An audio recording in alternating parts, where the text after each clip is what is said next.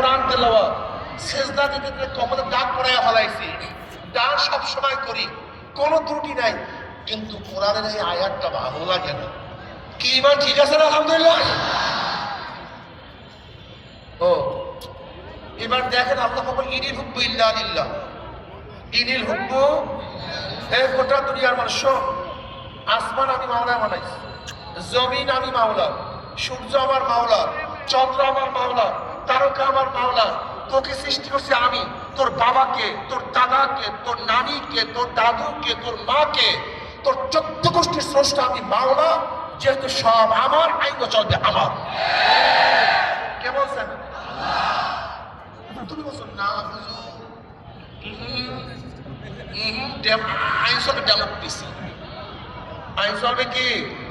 আমি গণতন্ত্রের জন্য জীবন দিয়ে দেবো হুজুর, আমি গণতন্ত্রের জন্য মৃত্যুবরণ করবো হুজুর।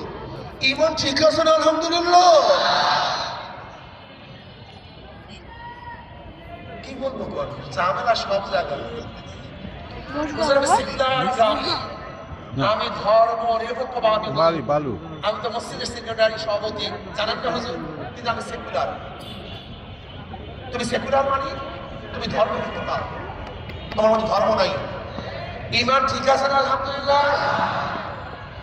এখন দেখেন তো কয়েকজন অবস্থা কি কেরাসি, আল্লাহ মাফ করিয়া দেব না, সব জায়গায় ভেজাল ভাই, কোন জায়গায় লাগাবো ভেজাল? তো সব ইমানের মধ্যে তো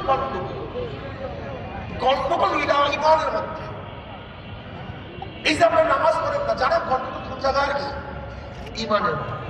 এই যে রোজা রাখেন না, গন্ডগোল কোথায় জানেন? ইমানের। এই যে দুনিয়ার ক্ষমতার পাবো, গন্ডগোল কোন জায়গা? শোনো, খুব ভালো মতো বোঝার চেষ্টা করো। যেরকম টায়ারের মধ্যে ছিদ্র হইলে ভিতরে বাতাস থাকে না, ইমানের মধ্যে ছিদ্র হইলে আর কিচ্ছু থাকে না, সব ধ্বংস হয়ে যায়।